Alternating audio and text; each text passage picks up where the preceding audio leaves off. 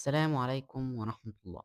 أهلا بيكم في أول وقفة مع النفس. كل سنة وإحنا طيبين. رمضان فرصة، كلنا عارفين ده، وكلنا دخلنا الشهر ده وعندنا قايمة طويلة من الحاجات اللي نفسنا نغيرها، عادات عايزين نبطلها وعبادات عايزين نثبت. بس خليني أبدأ معاك بسؤال، سؤال ممكن يوجع شوية بس لازم نسأله. كم رمضان عدى عليك قلت فيه نفس الكلام؟ وكم مرة انتهى الشهر ورجعت لنقطة الصفر؟ المشكلة مش في رمضان، المشكلة إننا ساعات كتير بنكون مش صادقين مع نفسنا. إحنا بنحب فكرة التغيير، بنستريح لما ننوي، بس ساعة الجد بنكتشف إننا كنا بنخدع نفسنا. النهاردة إحنا جايين نكشف الغطا عن نية التغيير ونعرف إزاي تكون النية صادقة بجد مش مجرد مسكن لضميرنا. من أخطر الخدع اللي النفس بتمارسها علينا هي إنها بتوهمنا إن الشعور بالذنب هو التوبة. لما بتعمل غلطة وتحس بوجع في قلبك ده شيء عظيم، دي فطرة سليمة، لكن الخطورة إنك تكتفي بالوجع ده. النفس بتقولك مش أنت زعلت واتضايقت، خلاص بقى كده عملنا اللي علينا، وتقوم تنام مرتاح وكأن الزعل مسح التقصير. الحقيقة المرة يا صديقي إن الزعل لوحده مش تغيير، الندم هو أول خطوة لكنه مش الطريق كله.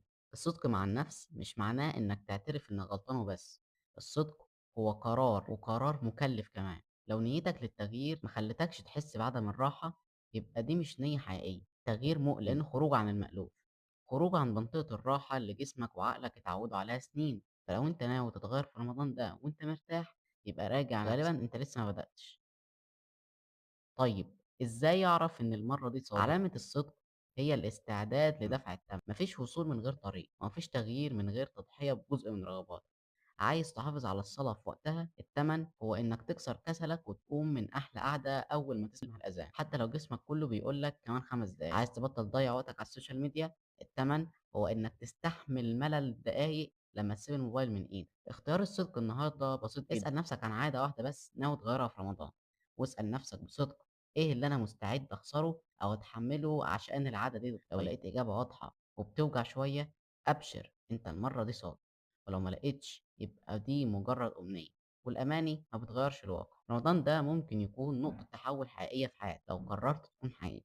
مش مطلوب منّك تكون ملاك، مطلوب منّك تكون إنسان بيحاول بصدق وبيقع ويقوم بس عينه دايمًا على الطريق.